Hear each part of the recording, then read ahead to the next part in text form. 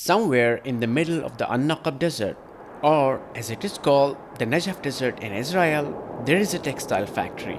But for 60 years somehow, it has not produced a single thread. Instead, it has produced a ghost. Most Western leaders know about it, but they are instructed to deny its existence. The name of the ghost is nuclear bomb.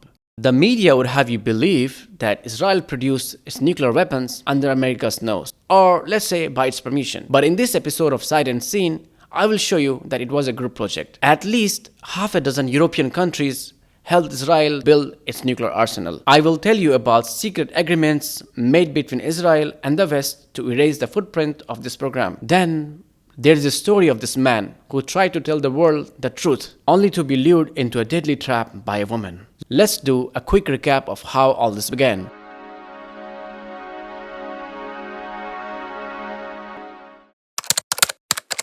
Since the creation of Israel in 1948, its leaders were aware of the challenges the state of Israel would face. So, what did they do? They focused heavily on developing their military capability. They also wanted to get their hands on nuclear weapons, which they could use as a deterrent to ensure that the state survives if conventional defenses fail. This is called Samson option. Here comes the first European country that would lay the foundation brick for Israel's nuclear program. It is France. In 1956, Israel found a partner in France.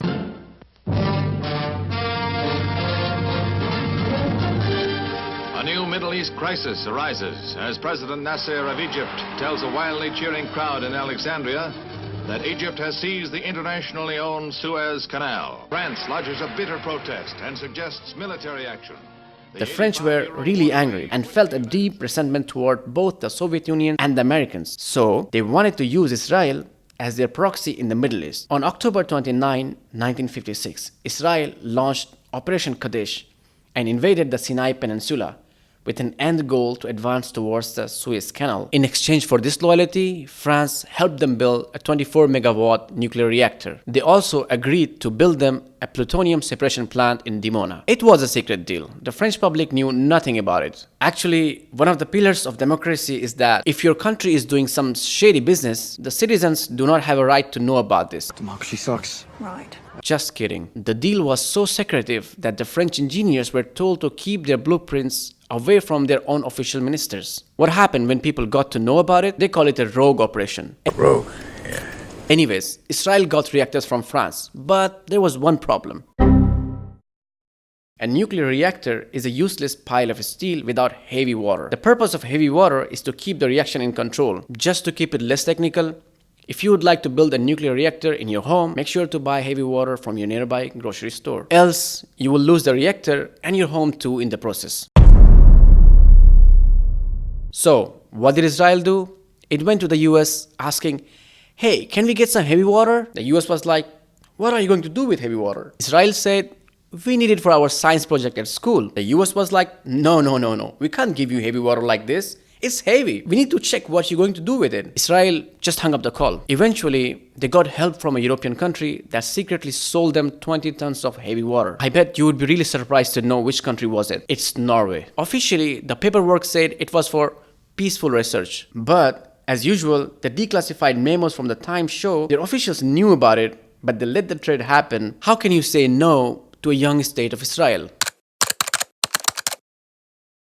So far, so good. Israel wanted to build nuclear plants, France helped them with reactors, and Norway provided them with heavy water. But by the mid-1960s, the textile factory had a problem. They were running out of fuel. France, Israel's first love, had changed a lot in a couple of years. The new leader was Charles de Gaulle. He decided to cut off the supply of uranium. Israelis were desperate to find uranium, and it didn't matter how and where it came from. In 1965, at a processing plant in Apollo, Pennsylvania, over 200 pounds of weapons-grade uranium vanished. Nobody seemed to have an idea of where it went. The FBI did their investigations for years, only to conclude, we swear we don't know what happened. I swear, nothing happened. However, the CIA concluded that the material ended up in the basement of Dimona. Anyways, just a small detail, nothing to do with the story.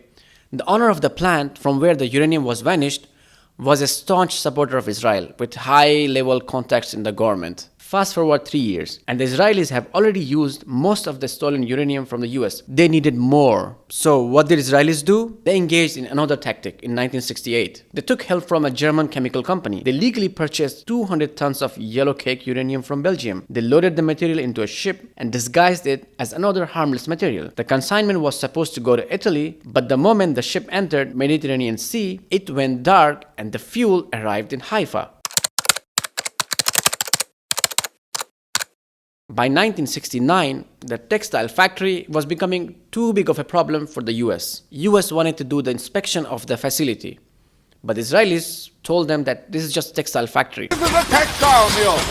US intelligence had already concluded that Israel had a functional nuclear device. The White House was in a difficult position. If the US officially acknowledged that Israel had a nuclear bomb, they would be legally forced to cut off all military aid under their own non-proliferation laws. To solve this, the then Prime Minister Golda Meir flew to Washington in September 1969 for a closed-door meeting with Richard Nixon.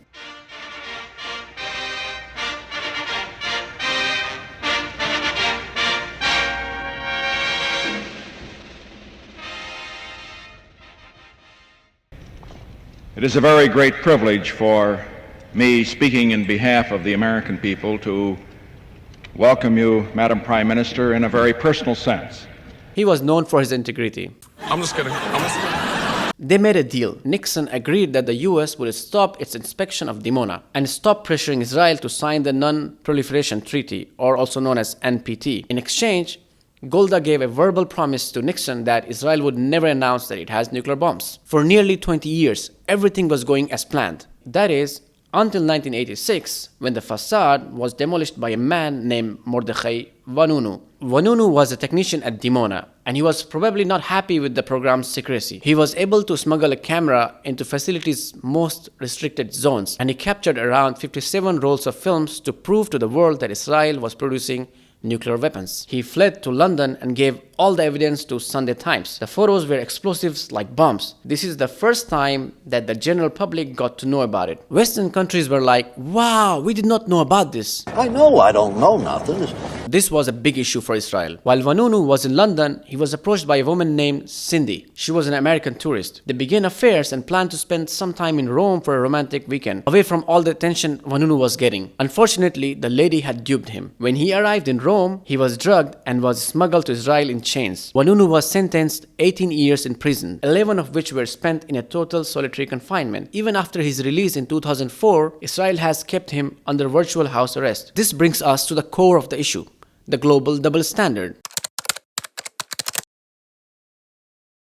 Everyone knows Israel has nuclear weapons. I know it, you know it, the West knew it before anyone else. As I told congressional leaders during the 1973 Yom Kippur War, no American president will let Israel go down the tube. All right. Democrat or Republican, it's not an issue. The West justifies the 90 warheads as deterrents of peace that is proven to exist in the An-Naqab Desert, or as they say in Israel, Negev Desert. At the same time, the West treats the nuclear unicorn of Iran as the existential threat to global peace. We saw this hypocrisy reach a breaking point a couple of months ago when a group of states introduced a resolution at the UN General Assembly calling for a nuclear-free Middle East. A simple request, right? The United States and its allies blocked the resolution before it could even reach a floor debate. At the same time, these peace-loving nations were drafting new and harsher sanctions against Iran's civilian nuclear program. There is a rule: all nukes are equal, but some nukes are more equal than others. So, Israel has good nukes and Iran has bad nukes. I hope I was able to provide some interesting information. Just one thing before you close the video. Please click the like button and share your thoughts about Israel's nuclear program or any other topic that you would like me to discuss. It encourages me to enhance the quality of the video and gives me the drive to tackle even more difficult topics.